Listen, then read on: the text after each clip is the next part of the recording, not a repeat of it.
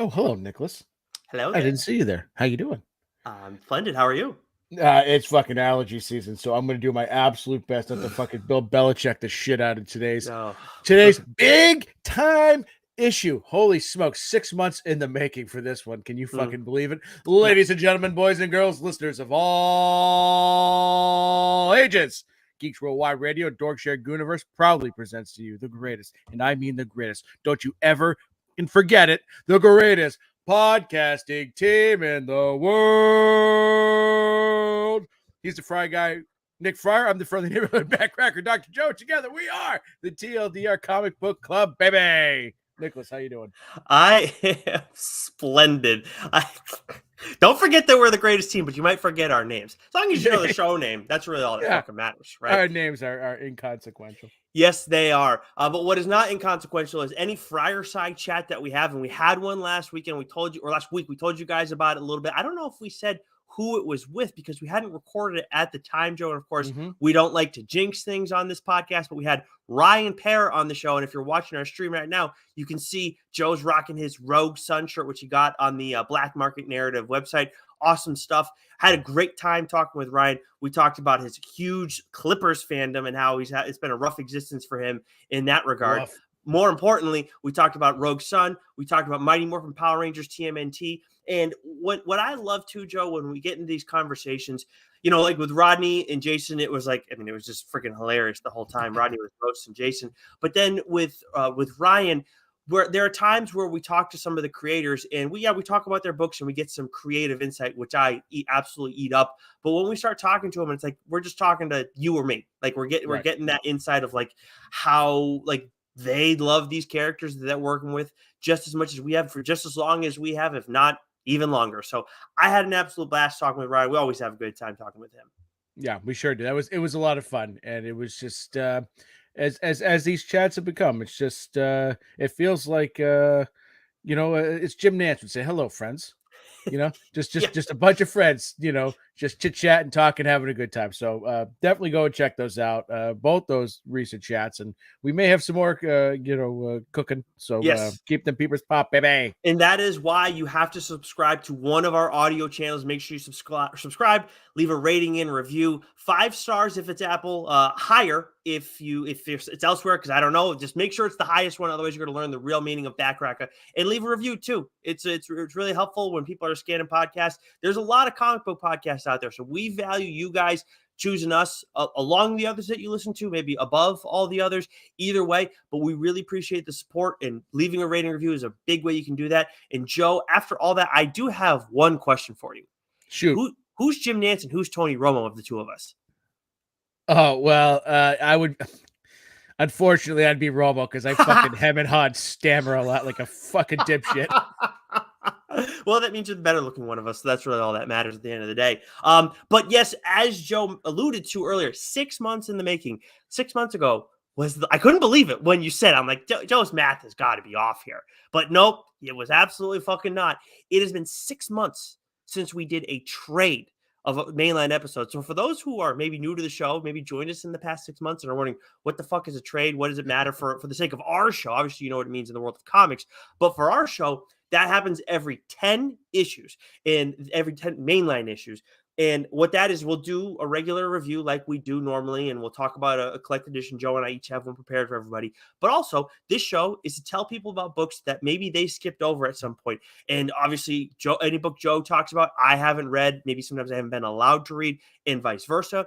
So we both want to go back and check on some of the books that the other guy has recommended and then report back. So Joe and I do that during our trade issue. So that'll happen after we've both talked about the new books that we want to talk about, part of the main line, and we'll do a quick reflection on those 2 books. But first, Joe, as we get going and moving out of all this promotional stuff, let's get to catching up. What have you been reading since we last talked? So just a couple of books. Caught up on Saga issue 64. This felt more like a typical Saga book than the past few issues have been, because we got some really sort of like, one of the things that makes Saga great is the just the bizarre, weirdo, fucked up characters that you get, and so we got a little bit more of that in this issue. TMNT Usagi Jimbo issue 2, excellent. And then X-Men issue 21. So all caught up on X-Men. Nice. I am also all caught up on another Marvel book. Well, Ghost Rider, of course, issue 14 came out last week. Didn't read that ahead of the show, but read it right after pretty much. And then Daredevil issues 10 and 11. God, this series is so good. It's fucking epic. I mean, where Chip has taken Matt in all this is absolutely mind-blowing, and it's must-read stuff. If you like the Daredevil show, I mean, like just like Daredevil in general. Like I think most people, if they like Daredevil, they've been reading Chip stuff. But if you like the show and maybe, hey, I've never read Daredevil comics, Joe talked about the first run for Chip on Daredevil, and he never left Daredevil, but there was Devil's Reign, and he's kind of doing his send off now. So all of it's must read stuff, but definitely go back and read the original stuff. That's great as well. I can attest to that too. Also, Nemesis Reloaded issue 5, which is the final issue, and there's some crazy shit going on with Mark Millar right now. I'll tell you. Joe's reading. Is it Night Fever? Is that right, Joe? Yeah, I believe that. That might be a different book. I might be thinking of Brubaker book. But either way, no. It's Night. I'm an old, but Night something by Mark Millar, which it's is the vampire one. Yeah, and Ambassadors. And Ambassadors. Yes. So if you read Nemesis Reloaded, I talked about Nemesis on here, but Nemesis Reloaded was great. I would say, I don't know if it's better, or I'd say maybe a little bit better than the original, but it's like right on the same level. It might be recency bias there. I don't know, but there's a whole lot going on with Mark Millar coming up soon. I don't want to say it I know it's been out, but I don't want to spoil anything. And then I also, of course, read Saga 64, which came out last week. But let's get into what's new, Joe. That is what the people are here for, among other things. Kick us off with Marvel, please. All right, so the 50 books from Marvel that came out this week, or it's coming out this week, I should say, or it came out, depending on when you're listening to this. If you're watching this, that's coming out tomorrow. If you're listening to us, coming out today. There we go. Not the timestamp things. So speaking of X-Men 22, which I have read and caught up, and this is some of the best X-Men that's again been since House of X Powers of 10. Right. So I'm really enjoying, this current arc and storytelling of X-Men right now. We have Venom issue 19, Hulk Annual issue 1, X-Force issue 40, Fantastic Four issue 7, She-Hulk issue 13, Miles Morales Spider-Man issue 6, Avengers issue 1, which I wanted to get to. I just ran out of time today, but I definitely want to give that a read.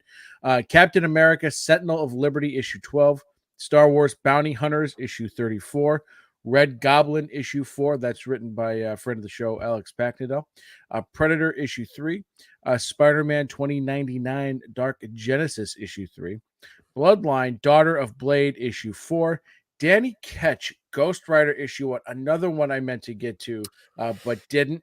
Yeah. You read it yourself and let me know what you think, but I'm pretty sure you'll feel the same way as me. Okay. Not Benjamin Percy writing it. Wish he was. Yeah. And then Planet of the Apes issue 2, but there's a book, Nicholas, that you would like to discuss. Yes, sir. Guardians of the Galaxy issue 2. And before I get into any of the contents of it, Marco Cicchetto, of course, the Daredevil artist, among other things, very impressive artwork. He's the cover artist. And when this series got announced, I believe this was the cover that was rolled out as part of the promotions.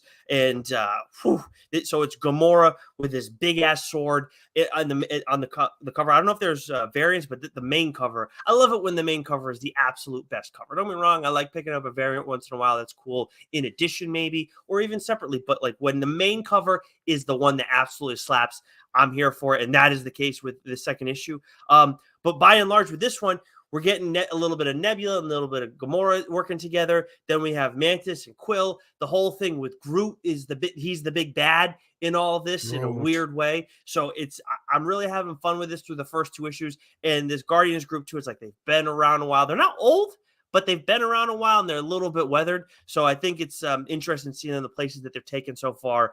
And it seems like they're kind of teetering on like, we're still good guys, but also at the same time, like, in this issue specifically, there's like maybe some bad guy stuff that kind of comes up. That's like where they're tempted. So I'm enjoying this through the first 2 issues of this.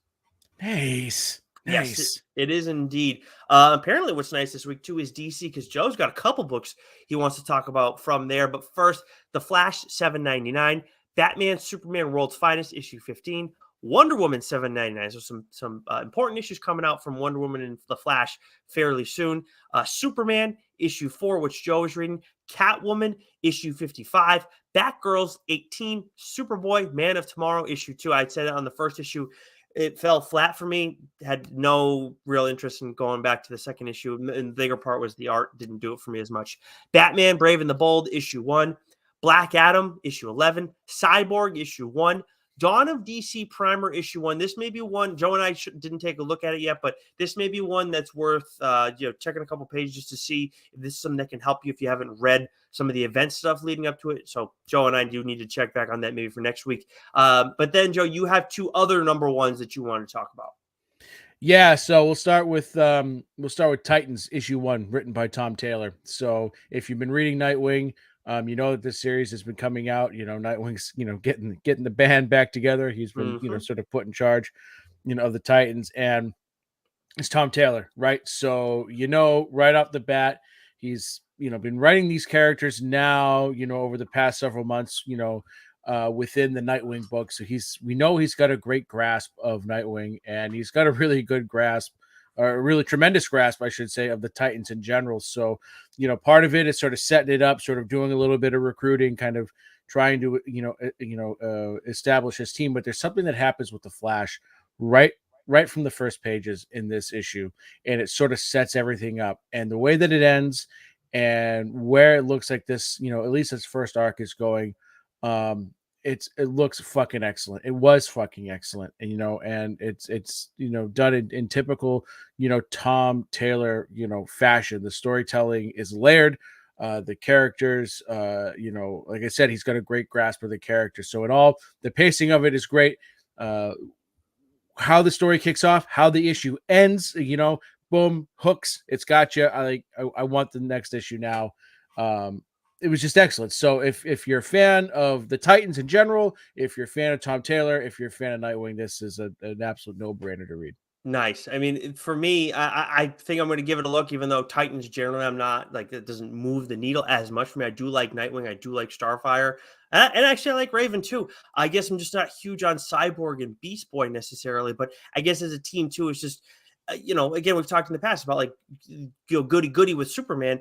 That is how I kind of feel about the Titans, maybe outside of Raven. But I'm interested after seeing what Taylor did in the pages of Nightwing with this team. Well, what I'll tell you is sort of, what you, like I said, you have what happens with Flash in the beginning, and then you don't really see, that again till the end. So sort of everything in between, the story that's being told and how it's setting things up. What Taylor does really well is he's using the Titans in very specific ways, right? Like it really is a great, team effort. So, each individual really fucking knows their role, and he writes them really well. Like, so you get a good little dose of Cyborg, but it doesn't feel like just an OP character doing OP things, right? Again, I wouldn't say I'm the biggest Beast Boy fan, but what you get of him in this book, like it all fits, it all makes sense. He's just when a writer has a great grasp of the characters and understands the characters, he's able to write them and put them in positions that pull you in, right? Mm-hmm. And that's exactly what he does here. Nice. And again, like we when we read that, I don't know if it was the last issue of Nightwing or the one before, but that alone was enough for like enough of a taste for me to be like, wow, like I could see myself reading a Tom Taylor Titans book because he's just like he knows how to have fun with some of these characters. So I was impressed. But that's not the only DC book that you wanted to talk about this week, if I'm not mistaken. No, the other DC book that I chose to read this week was The Vigil, written by Ram V. This looks cool. Yeah, so this was a really great premise, and it was I think we've talked about this before. I enjoy Ram V a ton, but I find that like some of his books, it really can be hit or miss. Like I absolutely loved Layla Starr, and that was a very meta out there book. but I loved it. But I didn't necessarily love his run on the Hulk, right? And not the Hulk, Swamp Thing. Mm-hmm. There was another book that really didn't. I can't remember what it was. But you and I both tried to read Radio. Anyways, Oh but yeah, like, Radio Apocalypse, right? yes, right. So like, it's real hit or miss. It's more hit for me. But anyways, but I see Ron V's name. I'm always gonna give it a go, give it a read. And so I really enjoyed the premise. Where he's taken it. It took a little bit to kind of get into it. But he's created some really cool characters and with some really cool powers. And I'm very interested and intrigued on where this story is going. I don't know how many issues, if it's going to be I hate saying this. I'm just going to say a mini series, or I hate saying maxi series, but like, I don't know, or if it's going to be ongoing. But very, very intrigued by this. The premise was great. The characters, were very interesting. It's new, right?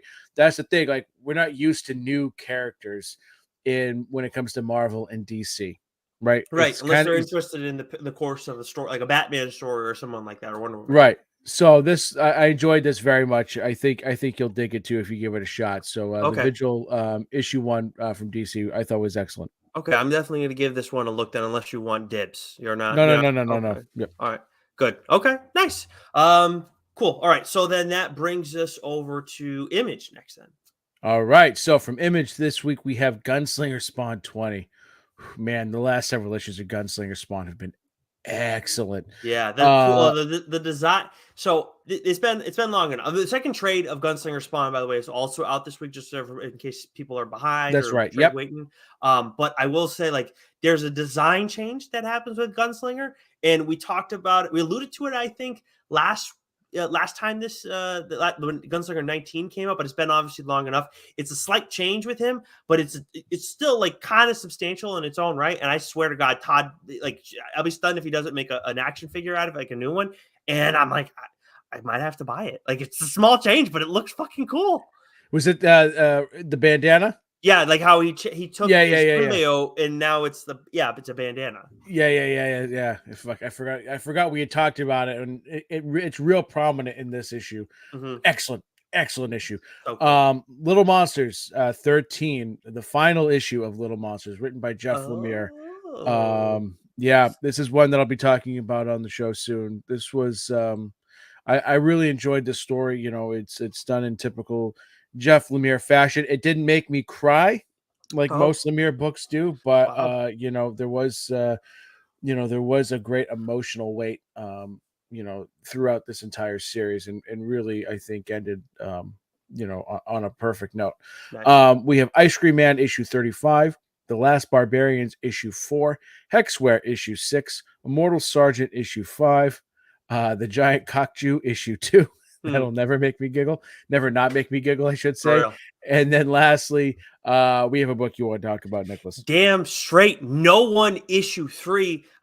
Look, I'm going to talk about this book at length on the show at some point down the line, so I don't need to get too much into the details. And obviously, this is like a crime book, so you don't want to I don't want to spoil things for people. But again, if you're not reading this already, do it. Joe should be the only person on the planet who is not reading No One at this juncture. That's how strongly I feel about this. I said I loved the first issue. I felt really good about the second issue too. I really liked it a lot. I felt like it was on the same level, which is great because, again, I had such high expectations for the second one after reading the first one. The third one, I was expecting more of the same, even better. This third issue is the best issue to this point. The stuff that happens with No One specifically in this is really cool because we get to see a little bit more of him, and I absolutely love this character. Now, I believe there's 2 episodes of the podcast out that accompanies this as well. Have you listened to both of those yet? 2 that accompany the third issue, or you mean just the series? No One. Yes, no, I have been listening to it, and I highly recommend it because the first one, there was like a lot of, so the first issue in general, like, you can read No One and not listen to the podcast, and you are still going to be fine. There's no doubt about that, and that, like, Kyle wouldn't be doing his job if that wasn't the case, if he wasn't doing that. That said, your experience is going to be enhanced dramatically if you listen to the podcast on top of reading the series, because there's definitely some information that might be maybe a little bit of rehash, maybe a little bit, but it's definitely filling some gaps that help you just understand the characters more. And as much as we're just focusing on, the city of Pittsburgh, it's world building, and it's so well done, and it's so, like, the podcast sounds great. You have like actors who are doing it, like Patton Oswalt is in on it.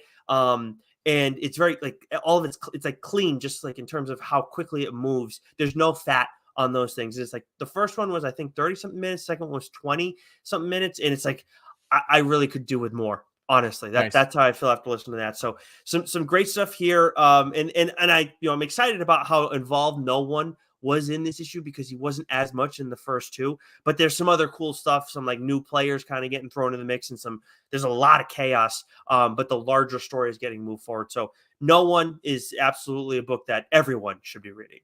Love that. Absolutely love that. Awesome. All right. Then we move over to Boom. You have two books that you're reading, but not ones you want to dig into necessarily. House of Slaughter issue 15 and Mosley issue 4, which is a TLDR worthy book. 100%. Nice. I am. I'll tell you what. I heard about it after the first issue had came out. Like, it just, like, I heard like an interview about it, and then I was like, shit. Like, that's a book I should be friggin' reading. I should have stole that one from Joe. And this issue was a mind fuck too. It's been excellent, but this issue was a real mind fuck. So, yeah, it said to be continued, not to be concluded. So I think we're getting a little bit more than I thought. So, nice. Yeah. Okay, so that's a book that's you'll be talking about soon then too, since the first arc's done. Let's see. The Seasons Have Teeth issue 2. You haven't checked this out yet, right? I have not. All right, so whoever gets there first gets their first crack at dibs. The Vampire Slayer issue 14, and then we got Mighty Morphin Power Rangers issue 108. Misty Flores, friend of the show, is writing it, of course, and the illustrator is Marco Reina, with colors by Francesco Segala, and some assistance by Gloria Martinelli. Now, at the end of 107, there was a little bit of a cliffhanger, as one would expect with monthly stuff, but we get so much more, like, that I was not ready for, not expecting. And like, when we talked to Ryan, right, I talked to him about what he did with Zed when he was writing Mighty Morphin and Power Rangers. Those were two separate titles at the time that Ryan was writing those. He did so much for the character of Zed in the course of his run there. And I was blown away by what he did with characters that, like, I care about, but I don't necessarily need more to do with that character in terms of, backstory and everything. And then we have Misty here, who's done a lot with Rita Repulsa, who's now Mistress Vile. And there's another player that's been in the mix too that we don't know a whole lot about, but has a cool look. Don't know what's going on. And then we just get a fucking hammer dropped on us this issue and find out who the fuck that is. And it's like, well, okay. And it's like, it does a lot for a specific character who's important in the Power Ranger universe. So I was blown away by that. She's been doing a great job with this series in general, but this was an issue that just left me like, and it's like, it's in the first couple pages, you're just like, well, alrighty then. So love that. Love that. Yeah, that's how that. So Mighty Morphin Power Rangers issue 108. She took over after issue 100, so I guess it was 101. But I think just much she was involved, but that was like a big event. So definitely not too much where you can't catch up on her arc of Power Rangers. Awesome. So from I'm going to read a couple of these off here real quick. So from Titan, we have Moriarty Clockwork Empire issue 4, which I've been reading and enjoying. That's been excellent. Kamen Rider 01 issue 4. And then we have Noun Town issue 1. From Dynamite, we have Disney Villains Maleficent issue 1 and Red Sonja Pearls Before Swine issue 1. From Vault, we have End After End issue 7. From Skybound, we have Walking Dead Deluxe issue 63, Dark Ride issue 6, and then Arcade Kings issue 1. You read it. I looked at it, opened up the first page, and said, nope, not for me. Yeah, and I think that's the best way to describe it. It's not for us. I think it's for a younger audience. I think that, like, the art style, even, like, I know that was a turnoff for you, but I think, like, for younger readers, they might appreciate that a little bit more. And the story is like, it's like, it's fine. It's like, it's just, I think it's for younger readers. That's all. So And then from IDW, we have Sonic the Hedgehog 60, which I believe your nephew has been reading. Yes, sir. Yep. He said, Star- "Actually, you'll appreciate this show." So I asked him, like, "How do you?" I was when I saw him recently. I was like, how are you liking?" I was like, "Cause I know he's reading them, but like, do you want more? Because I'll get you more for like birthdays and Christmas and all this kind of stuff." And he was like, "Yeah, my only issue is like I wish they were longer." And I was like, "Oh, I'm so there we go. happy. I'll buy That's it." awesome. I mean, I said that is something I think that your aunt and I can fix. I'll just buy I'm, him. I'm pretty sure that there's got to be some Sonic trades and shit that you can go buy. Well, And I get him trades. He said the trades are too short. oh Jesus, that's Yeah, awesome. I'm gonna have That's to buy awesome. them two at a time. I'm coming for Uncle of the Year. Coming for that title. Yeah, yeah. Until you buy him Red Hood, I think you've got a long way to go. I'll tell you what, Uncle of the Year would make sure that his nephew goes and meets Princess Peach and Princess Daisy when they're around, but that's just me. I'm not going to put the kid on the spot. Being a preteen is awkward enough. Earth Divers issue 7. We have Star Trek Echoes issue 1, and then I just wanted to make a quick note on this. Dark Spaces Good Deeds issue 1. So I haven't read this, but wanted to mention it because Dark Spaces is sort of a series. Now this book is not written by Scott Snyder, but Dark Spaces it's not quite an imprint, but it's sort of like it's a series of books. So I had read Dark Spaces Wildfire. That was written by Scott Snyder. That Right. was sort of the first Dark Spaces story. And now we have Dark Spaces Good Deeds. So this is something I'm going to check out because I love that Scott's involved with this, whether he's sort of just overseeing it and sort of, maybe not quite editing, but sort of just sort of, just kind of keeping it together. I don't know his Involved in exact some role. capacity, yeah. We don't Yeah, know. but I love that idea. We've seen him doing his work over with Dark Horse and Comixology, and he's doing something a little bit different, but also a little similar at the same time with IDW. So I think that's great. So I'll be checking that out. But to round what's new out, Nicholas, Mm-hmm. from AWA Studios, we Who? have Red Zone issue 3. What'd you Damn think? straight we do. Cullen Bunn, Mike Diodato Jr., and Lee Loveridge. What did I think? Holy shit, the action in this thing is absolutely insane. I just never get over how like distinct, like obviously we appreciate distinct art and everything like that when people have like this their own take and whatnot. But God, Mike's is just it's seriously, it's like we're watching a movie every time. It's wild. Yeah, there's something about his action sequences. It's very cinematic in its feel.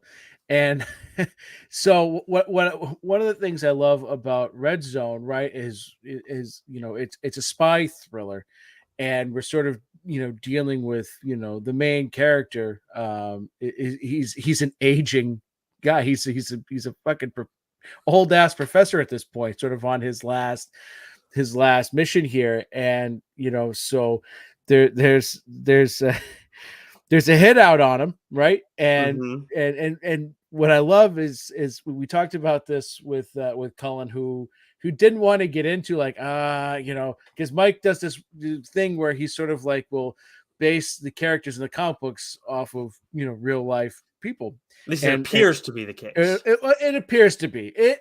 There's a striking resemblance, I should Yes. say, and I love that one of the hitmen that's trying to take out Randall, who's our main character, is another aging hit person who looks strikingly like Carol Burnett, and I don't know why, but that makes me fucking laugh my ass off when I see that. But this is just. I mean, we That's talk who it about was. Look at yeah, you. right. Yeah.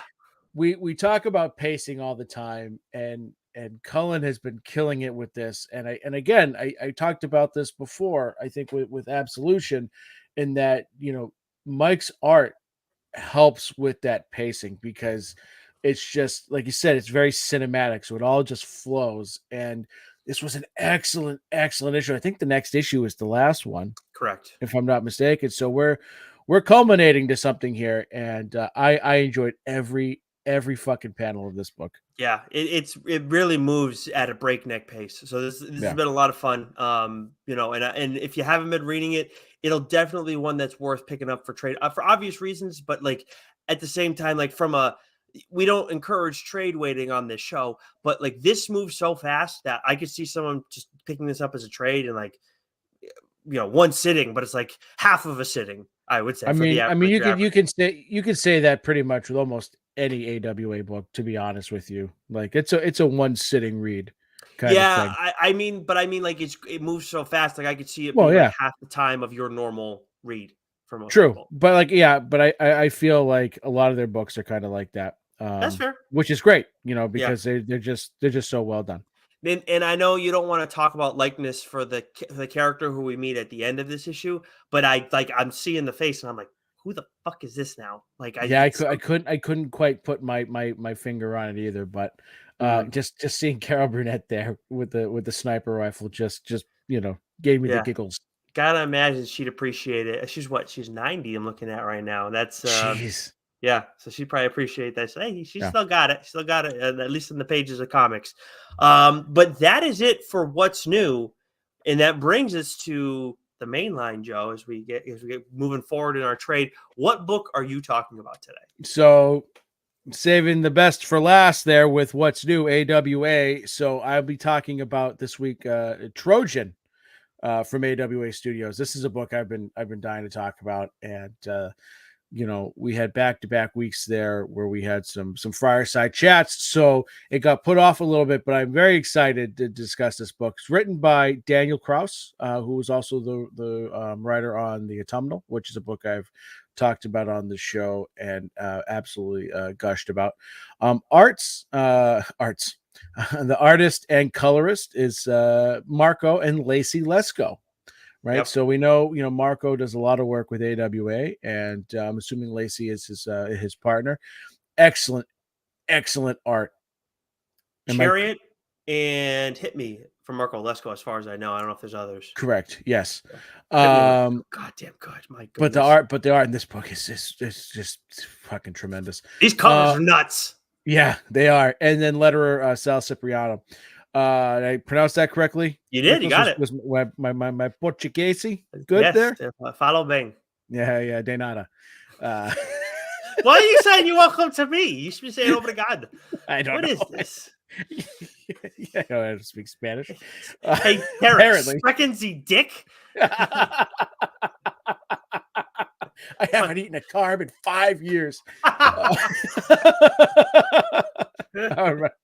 That's Catherine Hahn, by the way. I know, right? Easy one to forget. She's blonde in Right. that one too. My goodness, she's fucking nuts. I love her so much. She was great that movie. Proud and you, grad.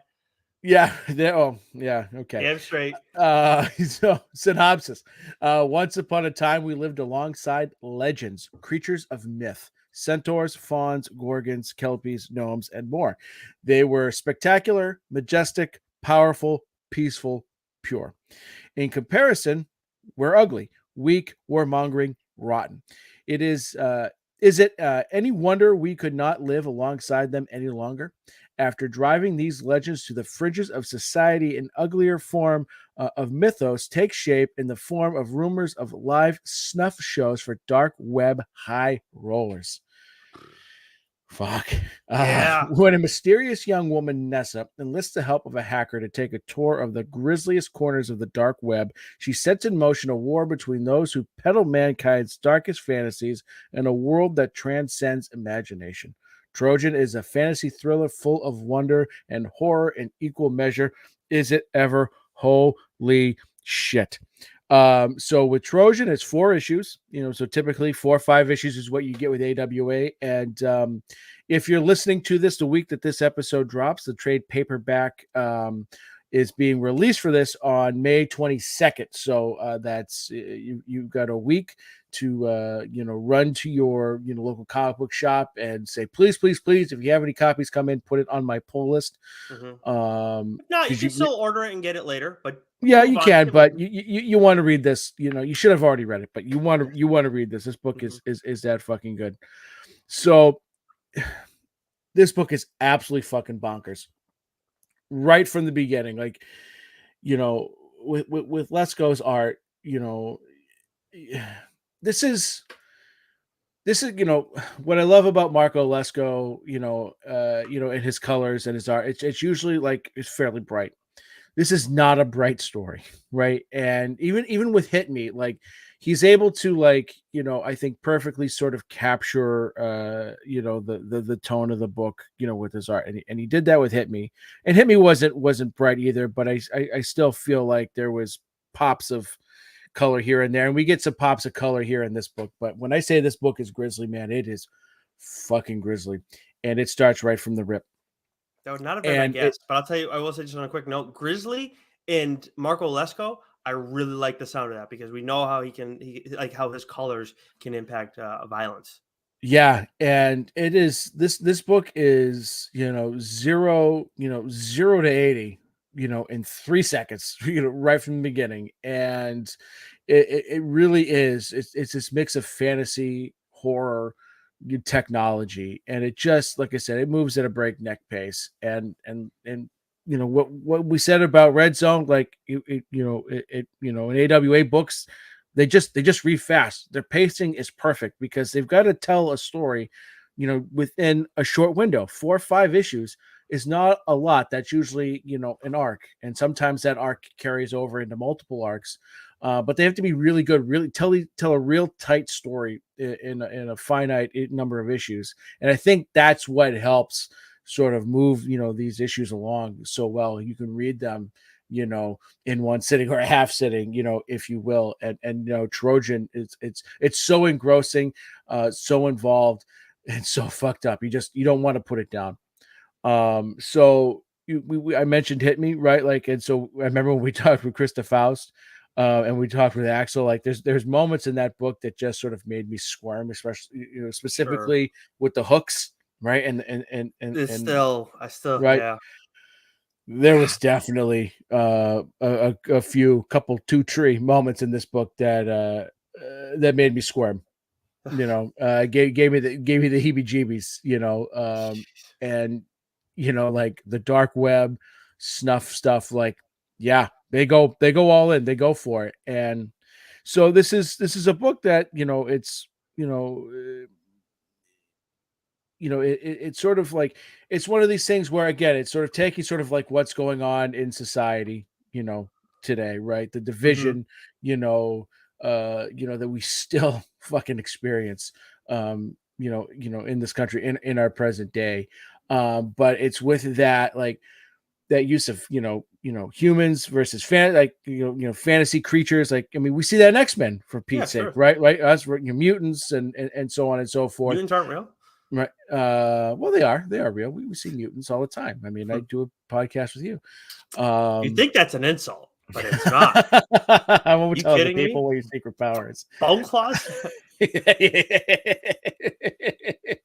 But I think what makes this story unique is the use of technology, the backdrop of the dark web, and sort of these, this really deplorable world that is unfortunately real. I mean, fuck, we've seen Taken, we've seen what Liam Neeson will do, right, to Sure. to get his daughter back. So it's like, it's fucked up, but it was, like I said, it's just like, that's like the backdrop of the story. But when you meet the characters, and you get into it, and the motivations, and sort of how it ends, it's like, man, this is just, again, this is like such an AWA book. It hurts. And so, like, with Daniel Kraus, he has become now a writer that I see his name attached to a book, I'm going to read it, right?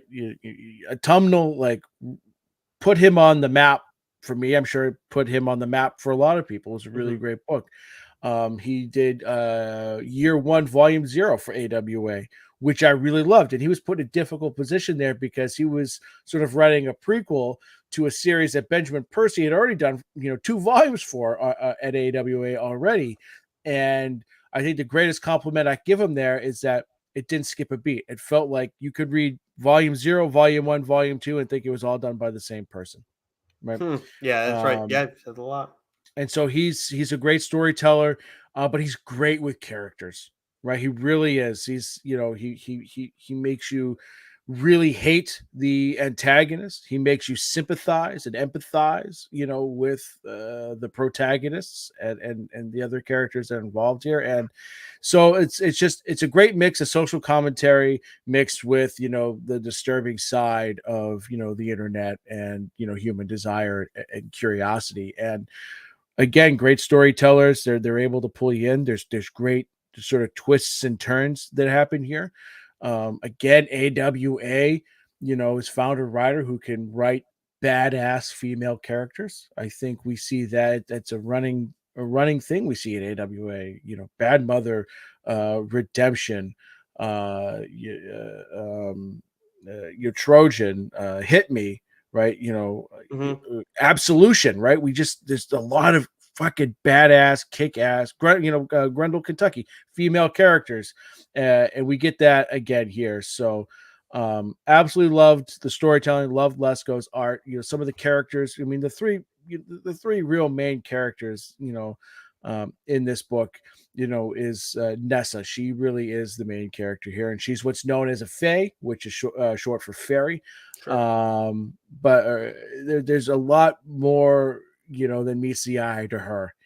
And you want to talk about vicious, right? This is a character that in one moment can look just, sweet and innocent, and then the next purely demonic, and out for blood and vicious, and she's fucking fantastic. Well, Yeah, so her, and people like her are outcast or abused, but she's not a pushover, and she's on a mission, right? She is she wants to put an end, because these snuff films, right? This dark web shit really revolves around the torturing of fays and these legends. hmm. And she is trying to sort of, she wants to put an end to that and sort of, she wants everyone to coexist, right? And so that's really the backbone of the story there.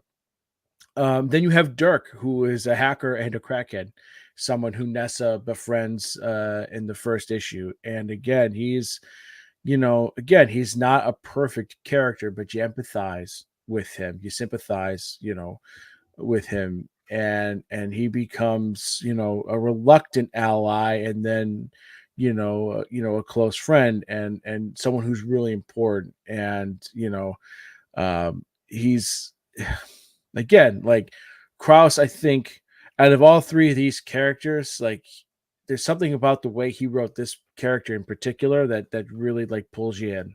Hmm. Really pulls you in, even though he's sort of like a, the B character in this, with the A characters being Nessa and then the main antagonist. He was written really well, and I Hmm. enjoyed that. I And love it's that. great. Yeah, Love when a B character can suck you in. yeah, phrasing. Well, I don't even know how the phrasing is weird there. I knew it by your response. You're like, did Nick say something? Like, and if I did, I don't care. My mind's Anyways, in the gutter 24/7. apparently. And then I haven't even and, made a joke about the name of the title. You know what I mean? I'm surprised that there wasn't anything there. well, Trojan horses and with their meaning in the hacker community, in the computer world, not the well, anyways. The third main character there is Capo. And what's great about this character is you really don't know who this character is until you're really into the story. It's sort of like, a name that is whispered, not really said out loud for, fear. You just know that he's the big bad. But when you finally get the reveal, and when you're finally introduced to him, like, you're already, like, just by what you see in the panels of what's going on, right? You already loathe and detest him, but then when you finally meet him and see what he's capable of, he is the most deplorable, loathsome character you could possibly imagine. And his arc and Nessa's arc, I think they're really yin and yang of each other, which is great. And how it all comes together at the end, was done just perfectly. But like the final, issue involving him and the chess the chess match that goes back and forth, and the way that Krauss wrote it was just, it's fucking epic. Like the way this book ends is just, you just go, holy fuck. That's the only way I can describe it. You just go, whoa. And it is one of my favorite AWA books. It was so well done, so well written. The characters are great. It's fucked up, and again, there's some scenes that, some panels there that might make you a bit squeamish, but just from a storytelling standpoint, from an art standpoint, just altogether, soup to nuts, nuts to bolts, start to finish, however you want to describe it. It is just from page 1 to the last page of issue 4. It's just, I mean, Nicholas, I could imagine you reading this in like 40 minutes, half hour tops, Yeah. just fucking flying through it, like not wanting to put it down. It's that good. It sounds really good, and you know what I'm most interested by too is, maybe this is because the book that I'm talking about, I'm going to have a lot of characters to touch on in some capacity, but I feel like normally there's like, I don't know, 3, 4 that you touch on. Maybe 4 or 5 is maybe a better number because you have 3 in this one, but you have such strong feelings and such strong like understanding of each of these 3 characters, where maybe sometimes like we talk about the characters to let people know. And it's just, I'm very interested by like how intense your feelings are about each of these 3. Well, but and there are some other characters in there, of Sure. course, that that play a role. But again, I don't want to get into spoilers either, Right. and give things away. But I love that about a story when like you hear and for the most part, it's just the 2, right? It's Nessa, and Dirk. But then once you get introduced to Capo there, but like, I love that because it allows the story, like it allows the the story to really kind of you know move at a great pace, because you're not trying to keep track of different characters. Maybe there's a bunch of different subplots or anything like that. Like, it's just boom, this is the story. It's short, it's sweet, and it takes you on an absolutely wild ride, Mhm. from start to finish. And again, that's what AWA does. Archangel 8, Absolution, what was American not Ronin? Black Tape, American Roan, not Black Tape, but I don't the know other which one one it there, is. Sacrament, right? Oh, yeah, Sacrament. Right? Yeah, great Right? call. Like, these books, they just like boom, they tell such a great story, and because they're only 4 or 5 issues long, they've got to keep them tight, because if they don't, if it's too convoluted or whatever, then you're like, well, you're going to be very unsatisfied at the end. And Mhm, I don't think I've read an AWA book yet where I go, mhm. fuck, that didn't really do it for me. What's funny is, Sacrament and Hit Me reminds me of a time, 2 books that are, uh, interesting to have them side by side in a conversation, but, it reminds me of a better time when you and I were willing to share AWA titles, and now it's just been, Red Zone's Yeah. about as nice as it's gonna get for us. Right. Oh, I want you to peep the document, by the way, of books we've called dibs on, Uh-huh. because I had a book that doesn't come out from AWA for another several weeks or so, but I've already put dibs on it. We have talked, is it the Ed Brisson book or is it the Ennis book? Because we talked about these already. Oh, maybe we did. It would be the Ed Brisson book. You took Brisson and I got Ennis. You gifted Yeah. me Ennis, I believe is what it was, if I'm not mistaken. Oh, maybe. Let's see. Yeah, that's not, but it was Brisson though? Well, I'm gonna name the title of the book, and Because then you you tell called me. dibs on it, and I was like, "Oh," but then you gave Sins of me, the Salton Sea. yeah, that's the Brisson book. I'm not Okay. happy about it, but it's like, yeah, I'm not happy Okay. about it, but it Well, was now I feel less cool about fucking because I fucking forgot. God very, damn very it. sneaky, sir. You Yeah. are, God, what the hell is the guy's name in freaking Red Zone? Honestly, you're just like him. You're as sneaky as him. But, Randall anyways, Crane. Randall Crane. Thank you very much. There we go. All right, but Trojan. So the trade's coming out soon, so people are not going to have to wait on that. No, you next week you can read it, baby. Awesome.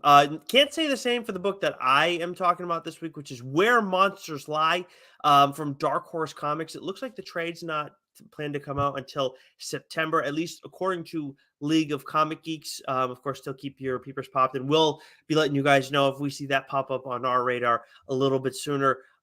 This is written by Kyle Starks, who honestly, right now, like you talk about how Daniel Krauss is someone who's like must read stuff if he's putting something out. Kyle Starks is entered that conversation for us as well because I Hate This Place is awesome. Peacemaker, the first issue of that, I called dibs on that one. Peacemaker Tries Hard, excuse me. That first issue was perfect. And then Where Monsters Lie. As you guys know by now, if you've been listening for long enough, because this started back in February, I called dibs on this.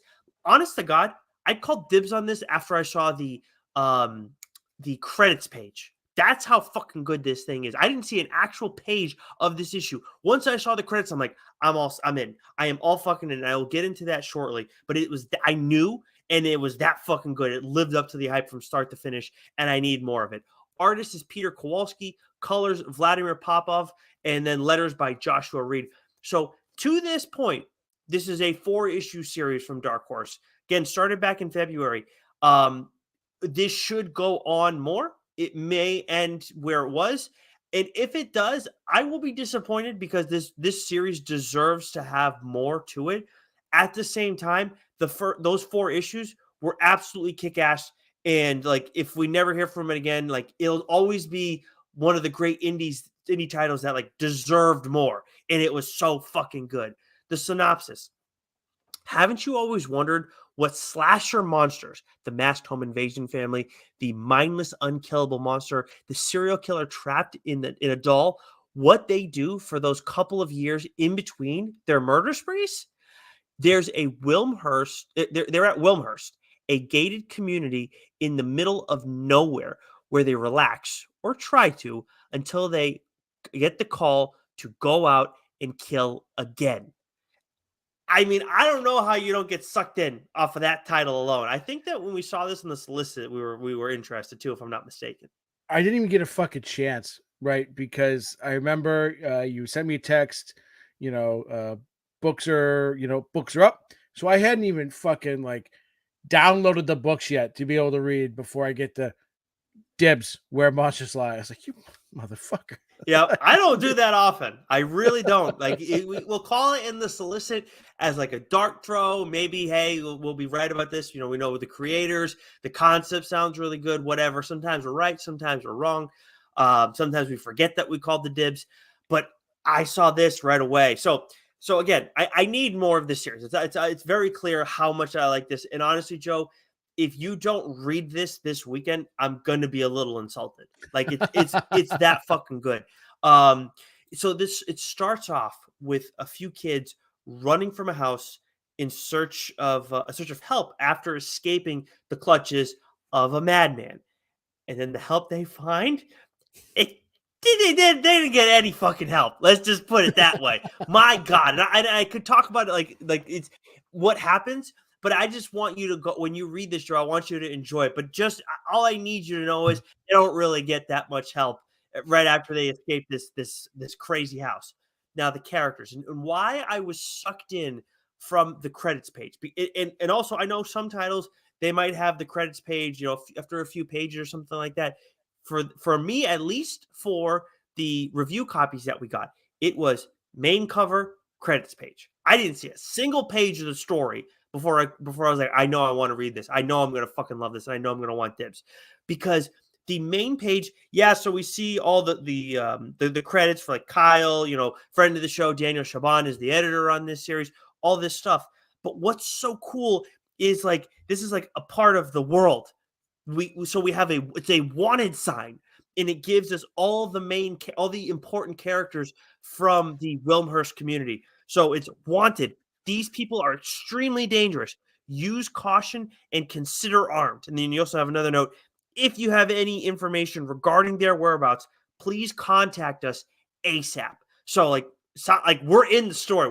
I'm sucked in right away, and I don't have anything but the faces and names of a few of the key players from Wilmhurst.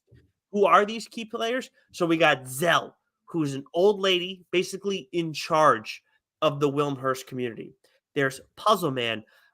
He's the guy that lets those kids end up escaping his place. And it's funny too, because some of these characters now, I watch some horror stuff, but I am not like hashtag dork or, you know, Rossi, who's been in it. from, you know, the 80s. I wasn't even born back then. But some of these, like the slasher films, not like my thing. Like we just reviewed on Change My Mind, The Preacher's Exorcist.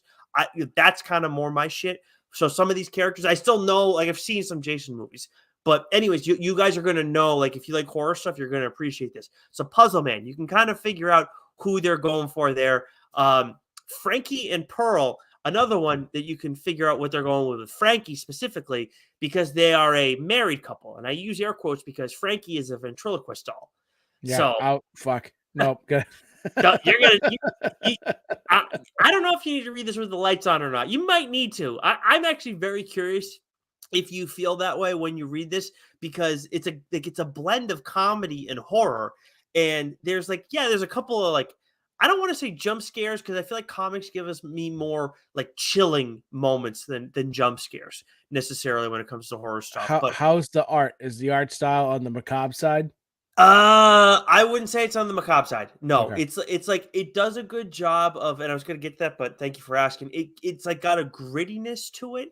And then like there is because some of the designs of the characters is a little bit goofy and out there, because you have Richard. It's just his name's Richard.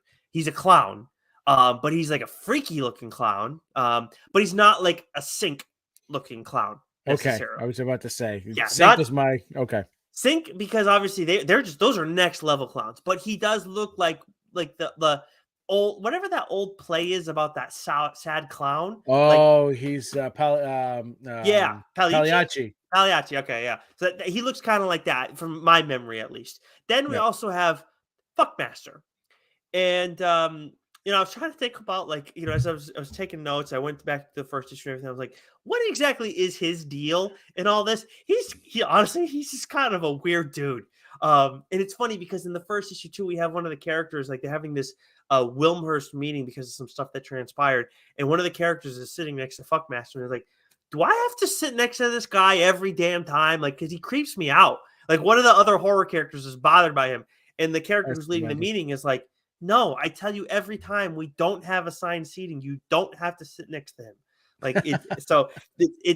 That's Kyle Starks. He is so funny. And I love him, how he's him with horror too, because obviously with Where Monsters Lie, we get that as well. So it's a nice he's in the zone right now, and definitely someone we got to keep looking at stuff, and maybe we got to try and get on the show at some point. Then we have Pack Rat, who, at least from my memory, a character who I didn't leave as much of an impression, but he does have the Hannibal Lecter looking mask. Then there's St. Julian, and when you talk about comps to horror characters that we know, at least for me, doesn't ring a bell. But his thing is he's kind of big into knives. Seems to be one of the characters who's less insane, I guess, if that's a fair way to put it. And then there's there are other characters who kind of enter a little bit later on, but then there's also Daniel Dawson to round out the wanted page. He is like a Leatherhead, Jason, Michael Myers type, this big fucking gigantic dude that's going to overpower you. And he's referred to as a shape. And I don't want to say more than what that means, but you'll hear about that in the first issue. And it's very interesting. And it turns into something that is interesting. I could use another word, but I'm not going to right now. But Daniel Dawson rounds things out. Another member of the Wilmhurst community is Wyatt, who is, again, among the group, but not listed among the wanted. We have Linus, who is the one kid who successfully escapes that house that we see some kids escaping from in the first few pages, the first page of the first issue. And then there's Special Agent Connor Hayes, who has been hunting some of these maniacs for a long time. There's more about him in the synopsis, but you don't need to know more than this guy's been interested in these individuals for a long time. And also, we know about Wilmhurst going in, but no one in this world knows what the fuck Wilmhurst is other than the people that live there. So it is a very well kept secret in all this. So I know our listeners are all comic book readers. But if you like horror, comics, absolutely check this out, because this is if you have an understanding of horror movies and stuff like that, which I assume you would, it's funny. Like, it's a good spin on this stuff. It's a good, poking at it. But it's like the person Kyle writing this, I got to imagine he appreciates these horror movies in some capacity because he has a good feel for them. If you know someone who likes horror movies, has an appreciation for the slashers and stuff like that, but maybe doesn't read comics, this is absolutely a comic to hand them, especially when the trade comes out, and say, check this out. You are going to be into this. This is up your alley. I know you don't like comics, but it's funny and it plays off this well. I would love to see this turn into a show. There's only 4 issues, but I feel like that's the kind of potential that is there for this. Could it be turned into a movie? Absolutely. But I feel like things would be maybe a little rushed. But again, it's only 4 issues, so there's a lot of room. Again, this could go longer. I hope it does. I'll be a little pissed, honestly, if it doesn't. So everybody else pick up these issues that if they're lingering out there, or find a way to get the trade. But yeah, Where Monsters Lie, Joe, absolutely a must-read series. That sounds fantastic, and it sounds like it'd be a great TV show because you could really let your imagination run wild.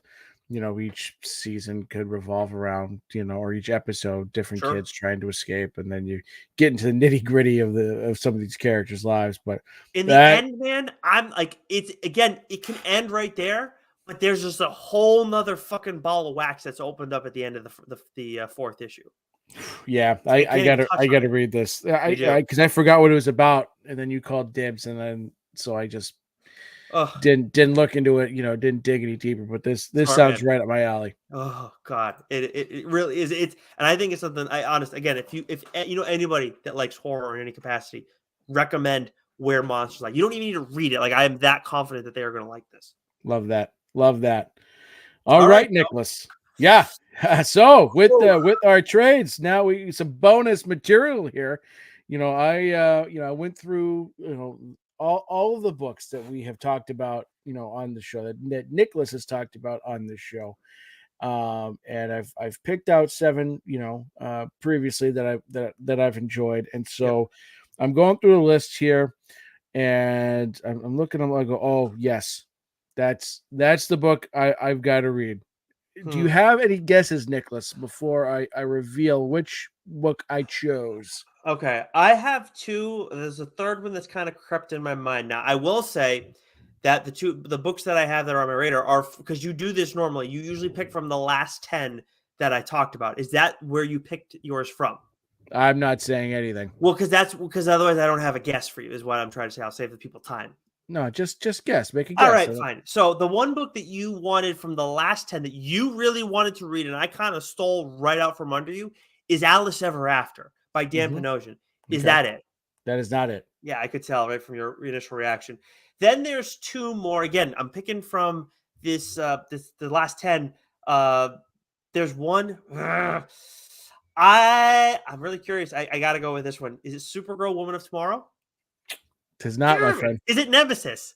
It is not, my friend. Oh, what is it then? Oh, come on. Where's the background? Oh no! Epic fail. Oh wow! Epic fail. What is it? Up. Making everyone. He could just tell us, but he wants the background so bad. This isn't awkward at all, and this is great for audio. Oh yes! Holy shit! Wow! Biggest prize, baby! Great pick. Great pick. So I'm reading this book, and so I'm scrolling through a list, and I go, yes, I've been dying to read this book, and it's been 6 months since we've done a trade, right? So we had a lot going on, holiday specials. I mean, a shit ton of Friar side chats, so like I kind of forgot about this book, and I'm scrolling through the list, and I go, yes, I got to read it. And Nicholas, this is as close to a perfect comic book as I can recommend. This was fucking excellent. So the book that I chose, King of Spies from Image Comics, written by Mark Millar, art by Matteo Scalera, with colors by Giovanni Nero and letters by Clem Robbins. Synopsis: the world's greatest secret agent has 6 months to live. Does he die quietly in a hospital bed, or does he make up for a lifetime of bad decisions? He's been propping up an unfair system for over 40 years. Now he knows where all the bodies are buried and has nothing to lose. Nothing to lose when he turns his guns on everyone who has ever made a buck creating the mess we're in right now. This book, I mean, think John Wick, but if the main character is a fucking prick. Yep. This was excellent. I mean, we talk about pacing, we talk about putting your foot on the gas from the very first fucking page to the very last. Excellent.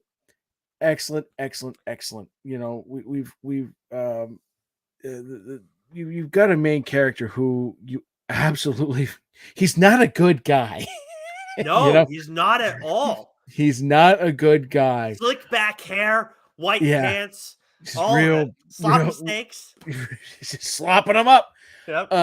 And what I love about is this, especially the first issue, is you see a lot of this character in the past, and he's a fucking badass. But he's essentially he's an assassin spy for the British government, and he's really fucking good at his job. And when you see him in the past, you see him going in, and he is very methodical and very good at taking out his targets. And Matteo Scalera's art is great here, because I wouldn't necessarily, like, vicious isn't the word. Like, when I say vicious, I'm speaking of someone like a Jason Sean Alexander, or as I just talked about with Trojan there, Marco, Lesko, Lacey and Lacey, right? Was it Javi Fernandez can be vicious. Javi Fernandez, right? Exactly. But I would say, like, there's some grisliness here, right? Because it's very much got that comic book feel to it, and so the art, like, isn't like it's violent, but it isn't hyper realistic, like we get with some of those other artists we just mentioned there. But it's so fucking good. The Colombian assassins, the brother and sister that he takes out in the beginning, and then bro, those two, I like. Man. One of them is a cover, and I'm just like, I want their story.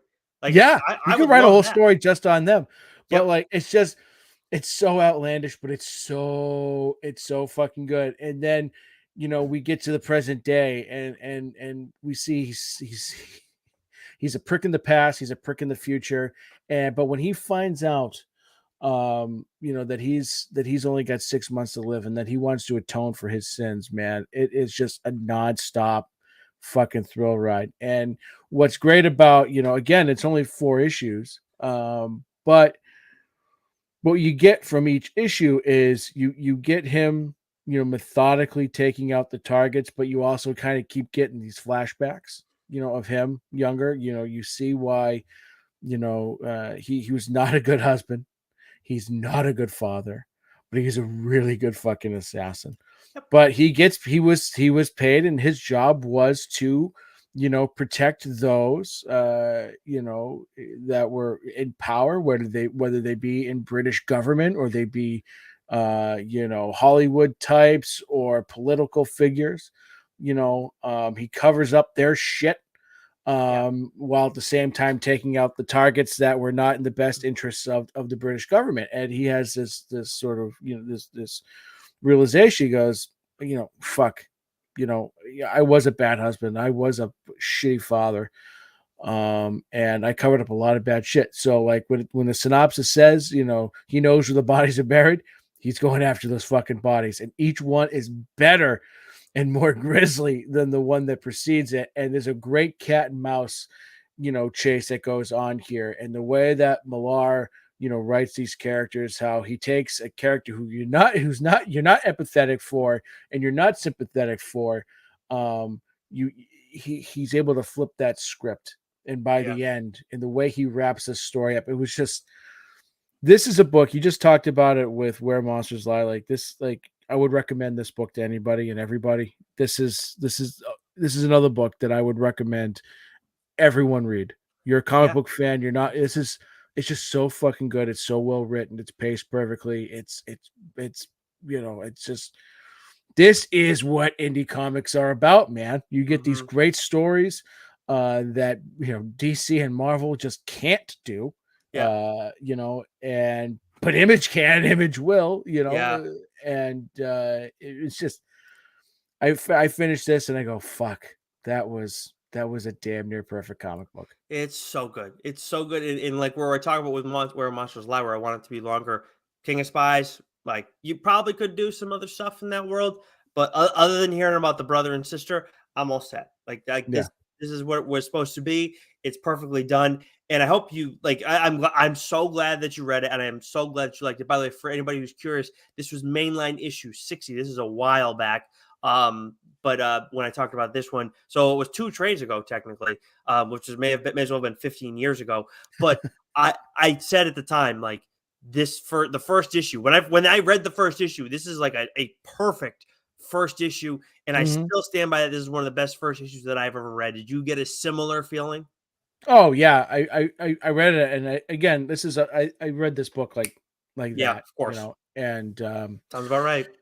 it was just, it does everything that you want it to do. It introduces characters, it sets up the story, and then you talk about propulsion, and getting its hooks into you and making you want to read the second issue, right?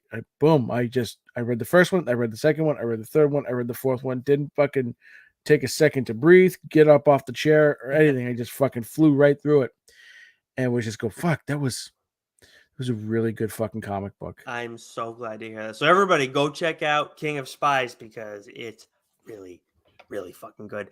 Now it is my turn, Joe. Do you have a guess for what book I'm talking about today?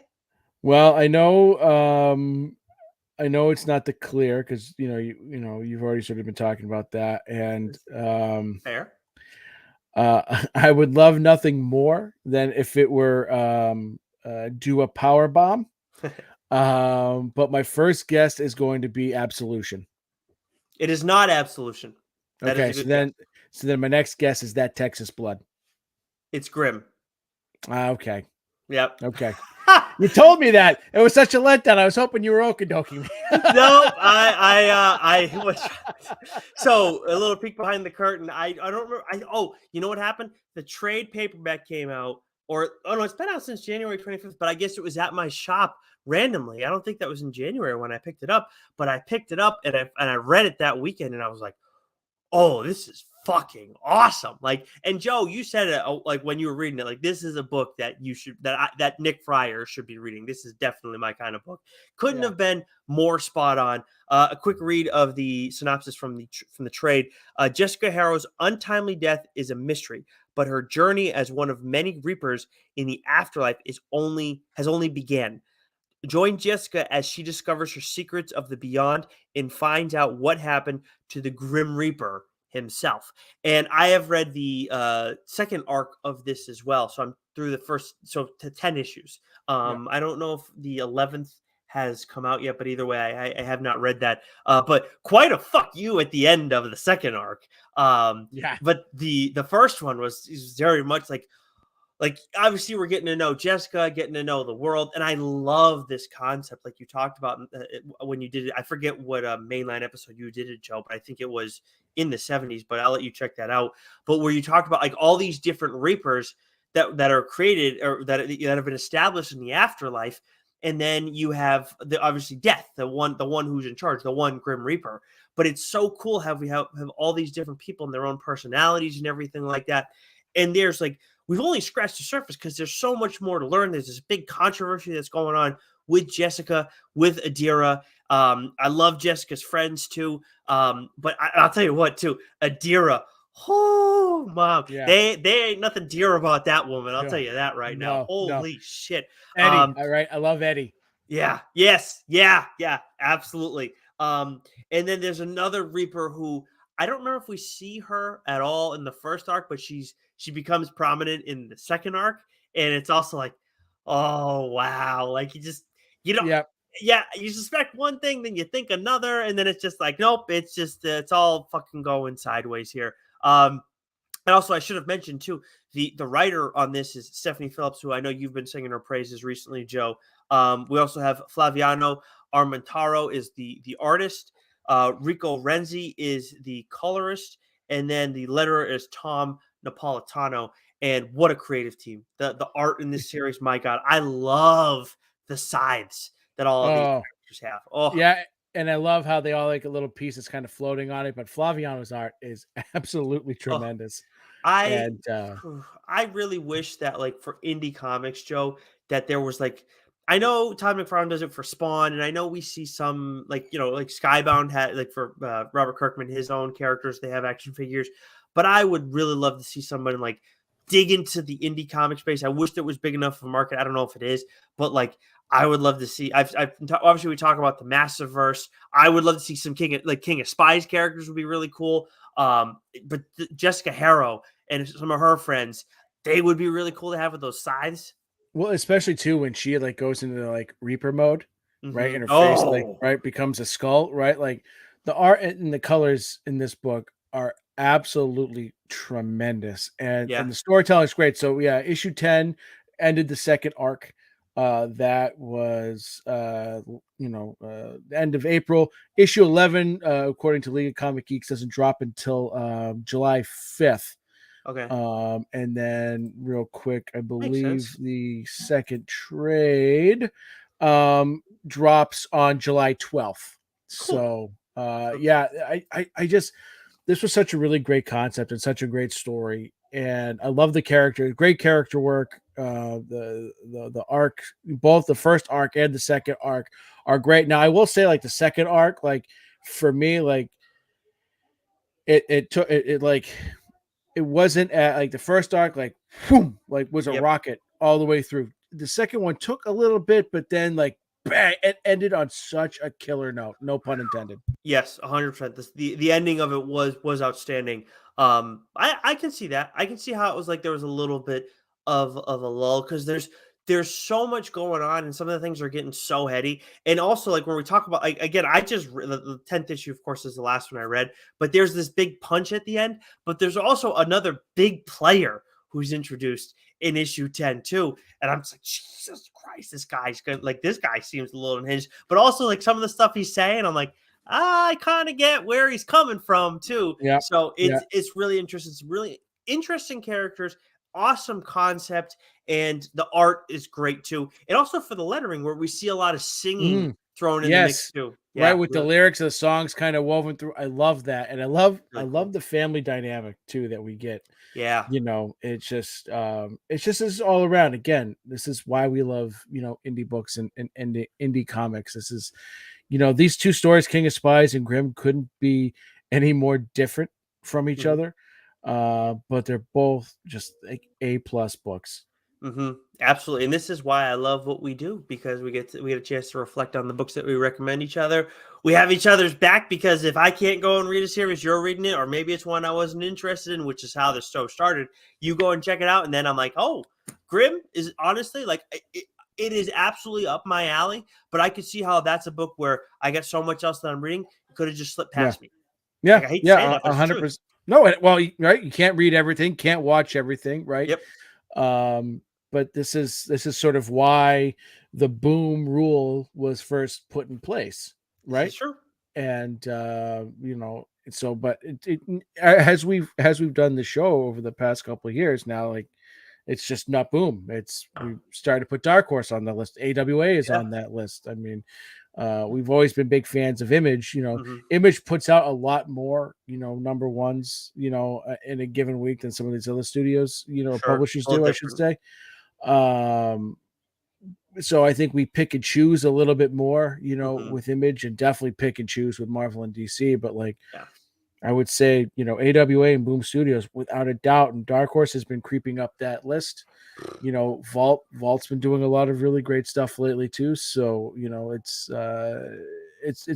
been excellent. Two absolute bangers of books. I'm just glad you're not talking about Vault and getting into your Scottish accent again, because I really just hope John Lees will come back on the show at He some point. called it dodgy. Yeah, he did. It was Yeah. tremendous. What are you talking about? I'm a regular old Scrooge McDuck over here. As a reminder for everybody, as much as we appreciate those who watch us, whether it's on our YouTube channel, Doc's Twitch page, or over on Twitter, always want to make sure you subscribe to one of our audio channels because you never know what can pop up over there. Make sure you leave a rating and review, and that rating, make sure it's 5 stars or whatever the best rating scale is wherever you listen to podcasts. But until next week, Joe, stay sexy. You know it.